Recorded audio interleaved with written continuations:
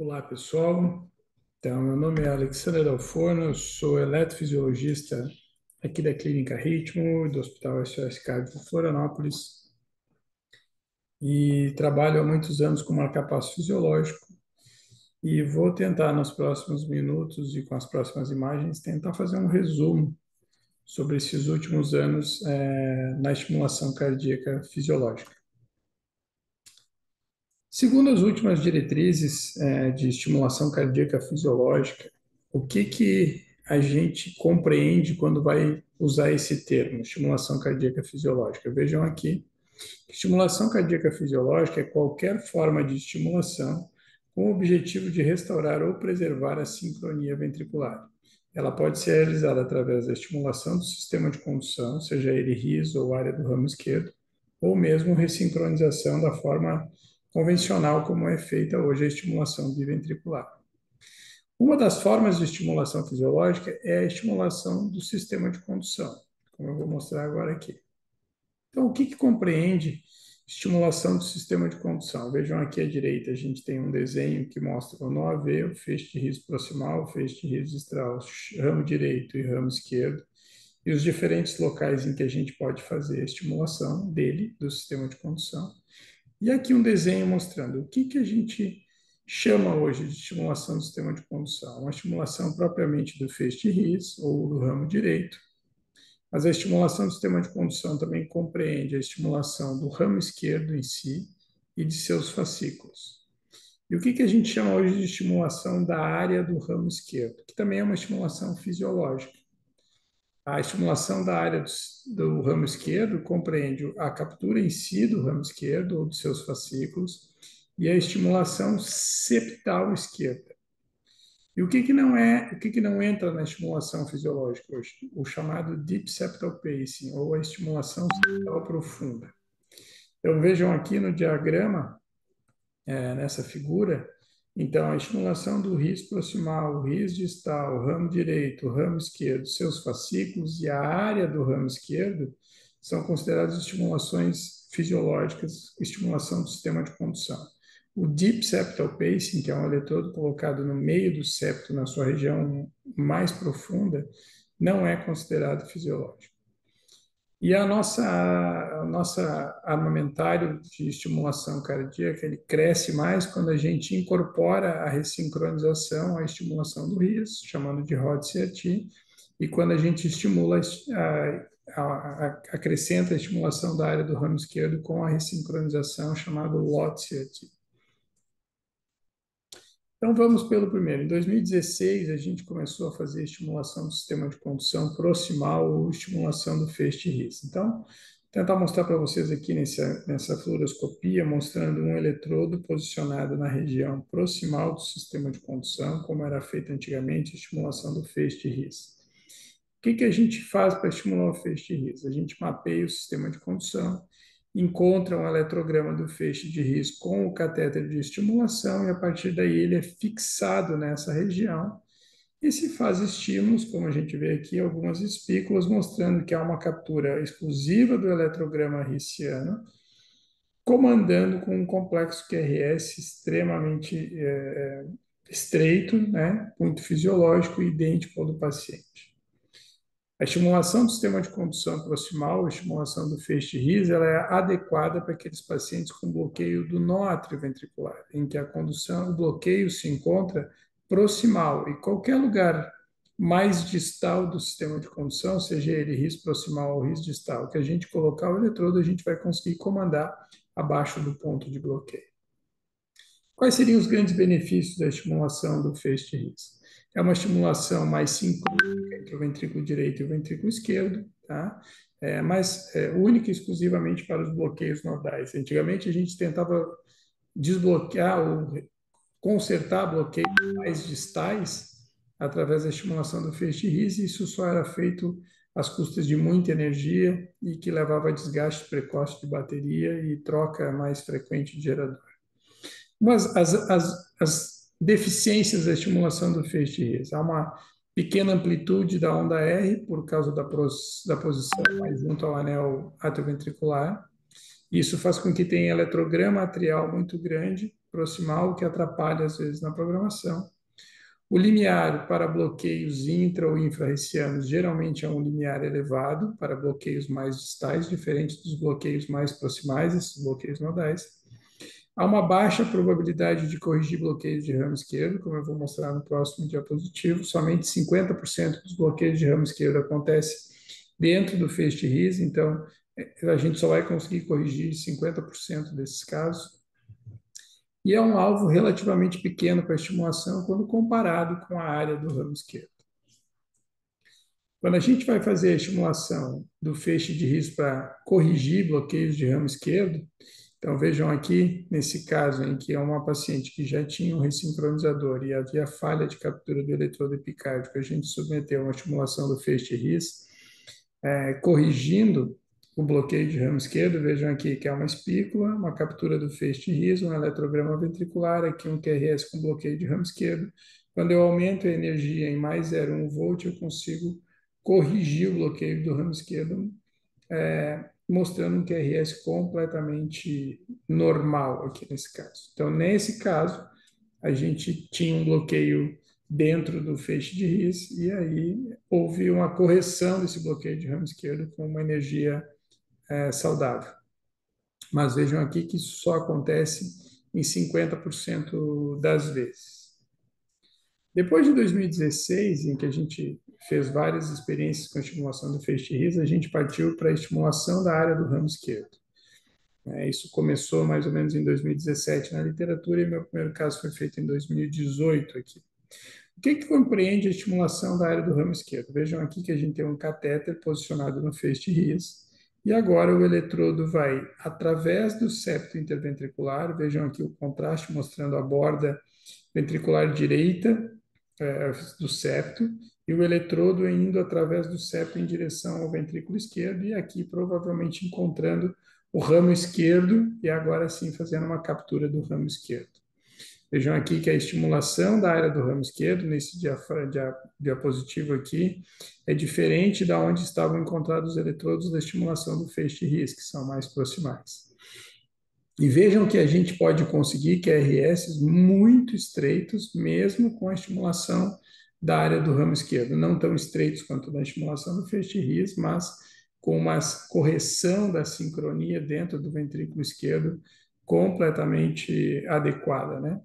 Quais seriam as vantagens da estimulação da área do ramo esquerdo? Então, ela corrige quase que a totalidade dos bloqueios atrioventriculares, uma vez que os bloqueios atrioventriculares acontecem na região do nó e do feixe de RIS. Se eu estimular o ramo esquerdo, eu vou estar abaixo de quase todos os bloqueios atrioventriculares que existem por aí. O limiar geralmente é baixo, a onda R geralmente é uma medida normal, muito semelhante à estimulação convencional, e obviamente, como está distante do anel atrioventricular, não tem eletrograma atrial que possa atrapalhar a nossa estimulação. É um alvo relativamente grande, muito maior do que o feixe de RIS, e tem uma alta probabilidade de corrigir os bloqueios de ramo esquerdo, que são bloqueios tronculares. Aqui a gente aumenta em 35% a chance da gente corrigir os bloqueios de ramo esquerdo. Quais são os 15% que a gente não consegue corrigir? Os bloqueios de ramo esquerdo que são periféricos, que são os chamados bloqueios inespecíficos da condução, em que não se encontra no sistema de condução o bloqueio, e sim na periferia, por fibrose ou destruição do sistema de condução periférico, e isso corresponde a 15% dos casos. Quais seriam as desvantagens, então, já que seria uma técnica maravilhosa que resolve todos os problemas? Então, a gente tem um número levemente maior de complicações, coisas que a gente não vê com a estimulação do feixe RIS, né? Existem alguns casos de deslocamento do eletrodo, aparentemente o eletrodo não desloca quando está no meio do septo assim, mas acaba tendo sim alguns deslocamentos do eletrodo, um pouco mais até do que a estimulação convencional. Como a gente vai mexer no sistema de condução e vai acabar batendo nele durante o posicionamento do eletrodo, pode levar a bloqueios atrioventriculares transitórios e alguns definitivos durante o implante, até bloqueio de ramo direito, como eu vou mostrar mais adiante para vocês nas complicações. Como critério de captura, a estimulação do feixe RIS é muito mais fácil de visualizar, muito mais fácil de você ter certeza que você está capturando. Os critérios de captura do ramo esquerdo, eles são mais difíceis de serem visualizados quanto mais distal você tiver no sistema de condução. Se você estiver estimulando o ramo esquerdo proximal, os critérios de captura são muito fáceis de serem vistos. Se você estiver estimulando o ramo esquerdo na sua parte mais distal ou perto do sistema Ulrich-Purkinje, das fibras de Purkinje, os critérios de captura são muito difíceis de serem comprovados. E há muitos locais em que a gente vê que falam sobre estimulação do sistema de condução e, na verdade, só estão fazendo um deep septal se você não tiver essa comprovação dos critérios de captura. Vejam aqui o que eu estou querendo exemplificar. Nem todas as estimulações da área do ramo esquerdo elas são totalmente iguais, né? Então vejam aqui, esse eletrodo ele está posicionado na região septal profunda, ou seja, deep septal, aqui visualizado por um eco transesofágico transoperatório. Então, mais ou menos seria como se fosse a posição desse eletrodo aqui. E vejam que o complexo QRS ele apresenta algumas características. Ele é um complexo QRS um pouco mais largo, é um complexo QRS que tem um início mais lento e um pico mais arredondado, mostrando, sugerindo que seja uma estimulação muscular. E o tempo de ativação entre a espícula e o pico da onda RV6 é um tempo de ativação prolongado. Vejam aqui 90 milissegundos. E principalmente, o que a gente nota? Que não tem a ativação, uma onda R positiva em V1. Então, quando a gente está fazendo estimulação ainda numa posição inadequada, na região do deep septal, não há onda RV1, o complexo QRS é um pouco mais alargado e o tempo de ativação do ventrículo esquerdo é mais do que 70 milissegundos. Quando a gente atinge a área do ramo esquerdo e consegue capturar o ramo esquerdo, a gente tem algumas mudanças no complexo QRS que são sutis, mas que sugerem muito a captura do ramo esquerdo. Vejam agora que a gente tem uma ativação positiva aqui, uma onda R presente na derivação V1. O complexo QRS é bem mais estreito do que na posição do deep septal e o tempo de ativação entre a espícula e o pico da onda RV6 agora é menor do que 70 milissegundos. Então, nem toda a estimulação da área do ramo esquerdo ela é igual. Nós temos que ter muita atenção para esses critérios eletrocardiográficos que nos sugerem realmente uma captura do sistema de condução para a gente dizer que realmente está fazendo esse tipo de estimulação.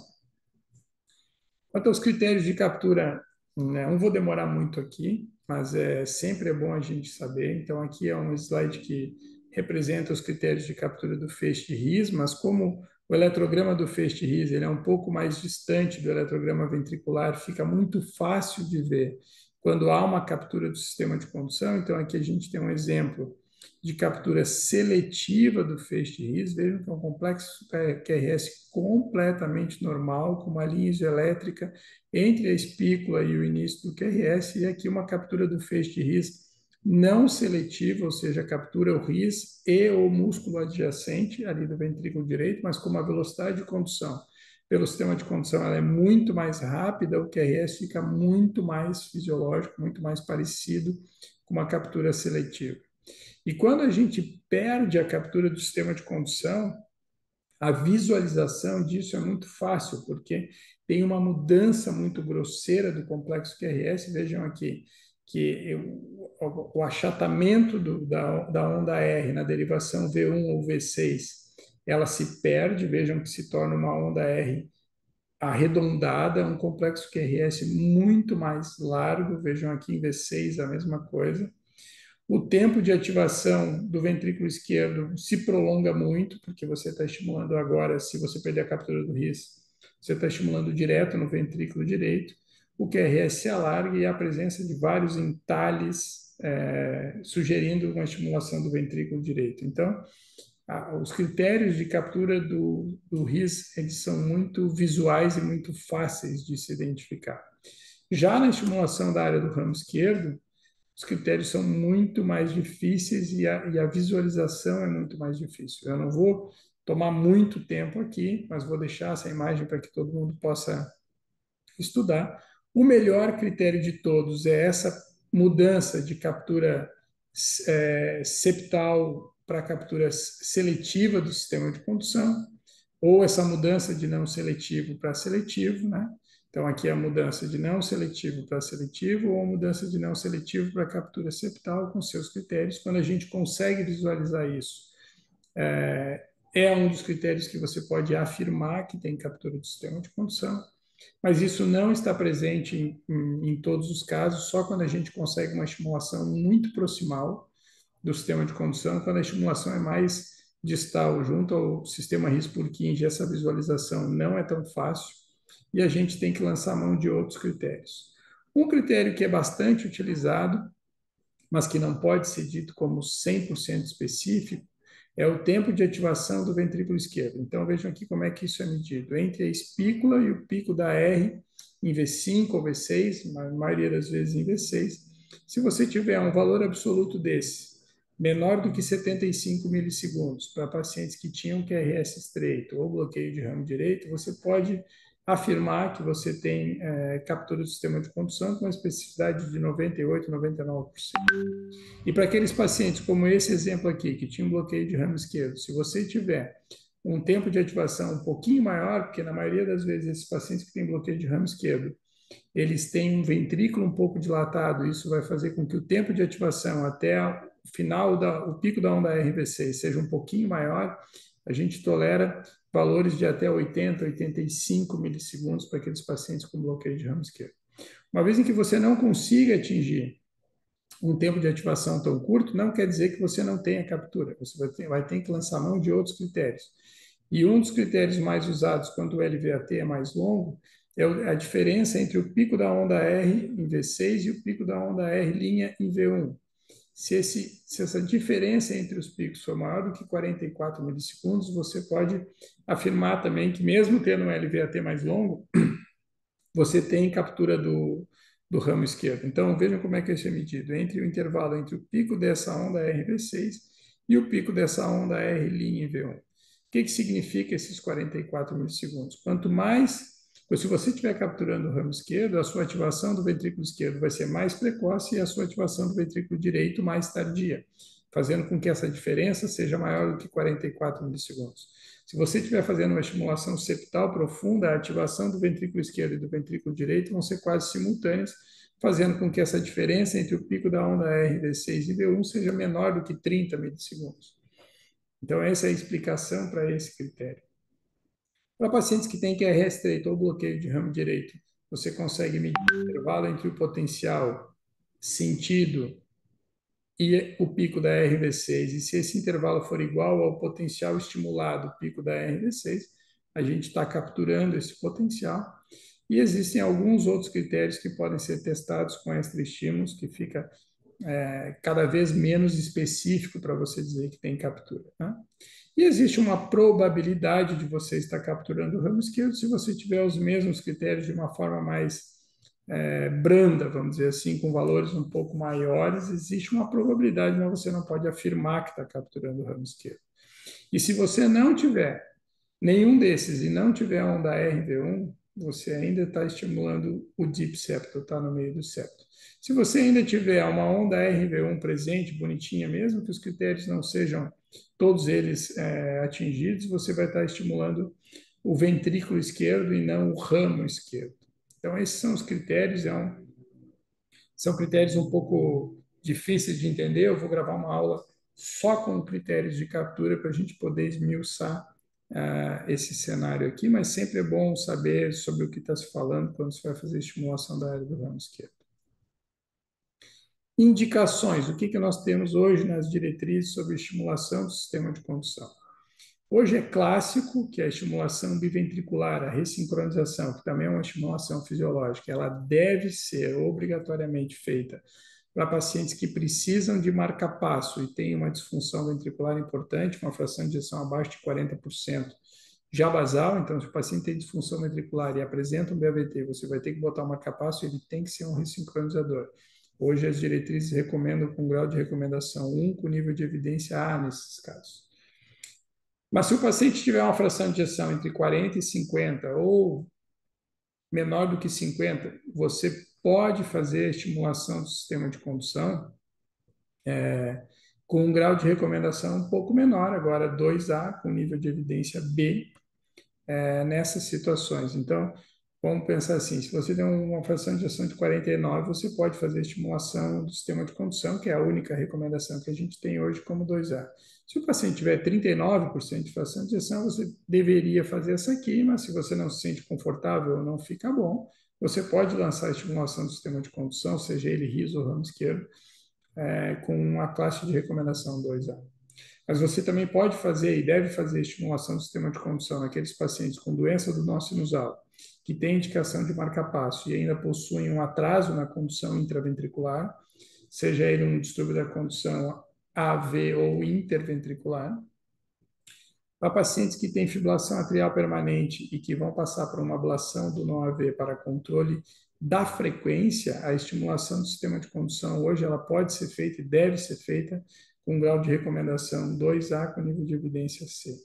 E para pacientes com fração de ejeção preservada, não está errado fazer estimulação do sistema de condução. Vejam aqui que as nossas diretrizes já prevêem que você pode fazer uma estimulação do sistema de condução para pacientes que precisam de marca-passo por bloqueio atrioventricular, mesmo que eles não tenham disfunção ventricular do VE, com agora uma classe de recomendação 2B com nível de evidência B. Mas provavelmente nos próximos anos isso aqui vai mudar, porque as evidências são muito fortes, mostrando que a estimulação do sistema de condução realmente previne a cardiopatia induzida por marca-passo. Quando a gente está tratando de ressincronização, a estimulação do sistema de condução ela encontra dois locais em que a gente pode realizar. Obviamente que a estimulação biventricular, a ressincronização, ela é ainda classe 1 com nível de evidência A para pacientes que precisam de ressincronização, mas a gente pode lançar mão da estimulação do sistema de condução em que casos? Naqueles casos em que o paciente tem disfunção ventricular, insuficiência cardíaca sintomática, a fração de ejeção é menor ou igual a 35, o QRS é acima de 130, você pode considerar como uma alternativa. Vamos pensar assim, se você não ficou boa a sua ressincronização, o seio coronário não é uma boa opção, você não faz toracotomia, o limiar ficou alto, ficou tendo captura frênica, você está estimulando em cima de uma cicatriz, existe uma série de critérios em que você considera que a sua estimulação biventricular não ficou boa. Você pode lançar a mão para a estimulação do sistema de condução, com uma classe de recomendação hoje 2A, com nível de evidência C. E você também pode fazer um resgate dos pacientes que tinham estimulação biventricular com terapia de ressincronização, mas que não responderam à ressincronização convencional. Então, você pode utilizar a estimulação do sistema de condução como um resgate hoje com classe de recomendação 2B, com nível de evidência C. Por que é 2B? Porque os pacientes que foram submetidos à ressincronização de forma convencional, eles podem não responder por dois motivos. Um, eles são realmente não respondedor e a sua ressincronização está bem feita, e isso, na maioria das vezes, você traz um benefício quando troca para a estimulação do sistema de condução, mas esse benefício é pequeno. Mas existe um subgrupo de pacientes em que a ressincronização não ficou tão boa, em que o seio coronário não oferece um ramo adequado para a ressincronização, e esses pacientes podem não ser respondedores por causa da posição dos eletrodos. E se você trocar para a estimulação do sistema de condução, esses pacientes apresentam um grande benefício. Então, isso é o que faz com que a gente consiga recomendar hoje como 2B como terapia de resgate, principalmente nesse subgrupo de pacientes em que a ressincronização não ficou da forma que a gente gostaria. Os benefícios clínicos em alguns trabalhos já são possíveis de serem vistos, então eu trouxe um exemplo. Esse trabalho, por exemplo, que é uma corte de pacientes acumulados entre 2013 e 2016. Esse trabalho foi publicado no JACC em 2018, é um dos primeiros trabalhos que mostram os benefícios da estimulação do sistema de condução versus a estimulação do ventrículo direito. Então, estou falando agora num cenário de bradicardias mesmo, e da onde que saem os benefícios. Vejam aqui que 92% desses pacientes tinham estimulação do feixe de RIS, ainda são trabalhos mais iniciais, versus 443 pacientes com estimulação do ventrículo direito. E o endpoint primário do trabalho era a hospitalização por insuficiência cardíaca, morte ou troca do aparelho por uma estimulação biventricular. E o segmento médio foi de 4 anos. E vejam aqui que no início desse endpoint primário, as curvas já se separam, e no final de 4 anos, a gente tem uma redução relativa do risco em torno de 29% de menos desfecho no grupo da estimulação do sistema de condução, com P extremamente significativo. De novo, é uma série de casos, são pacientes alocados não de forma randomizada. Quando a gente analisa os pacientes desse grupo aqui, que tinham mais do que 20% de estimulação, ou seja, são os pacientes que realmente utilizavam o marca-passo, a redução do risco relativo pode ser de 35% no final de 4 anos, com um P também significativo. Um dos problemas da estimulação do feixe de risco, como eu falei no início, é uma das críticas desse trabalho, é que os limiares realmente para alguns pacientes eram altos, havia troca frequente de gerador, o que fez com que outros trabalhos com a estimulação do ramo esquerdo nesse mesmo cenário fossem repetidos, e os resultados são tão bons ou melhores do que esses aqui, no contexto de bradicardia, né? Quando a gente entra nas evidências clínicas na ressincronização cardíaca, aqui sim a gente precisa ser muito mais exigente. Por isso que eu estou reforçando que os critérios de captura, e a gente precisa ter captura do ramo esquerdo ou do sistema de condução esquerdo quando se trata de ressincronização cardíaca. Vejam aqui esse trabalho pequeno, mas mostrando, comparando os resultados. Quando a gente consegue captura do ramo esquerdo, captura septal esquerda ou captura septal profunda. Vejam aqui que o QRS é completamente diferente nos 3 cenários. Vejam aqui, captura do ramo esquerdo com uma onda R proeminente em V1 e um tempo de ativação curtinho, um tempo de ativação do ventrículo esquerdo de 75 milissegundos. Na estimulação da área do ramo esquerdo, septal esquerda, vejam que a onda R já é menor, o complexo QRS é um pouco mais alargado e o tempo de ativação do ventrículo esquerdo agora é maior do que 75 milissegundos. E quando a gente está fazendo estimulação septal profunda, vejam que nem a presença da onda R em V1 a gente consegue encontrar. E vejam o que nós temos de resultado. Vejam que, em nível de fração de ejeção, os pacientes que têm estimulação do ramo esquerdo têm um aumento significativo da fração de ejeção basal, chegando muito próximo aos 50%. Da mesma forma, os pacientes que têm estimulação da área do ramo esquerdo, eles têm uma melhora da fração de ejeção, porém não tão contundente quanto aqueles que têm captura do ramo esquerdo.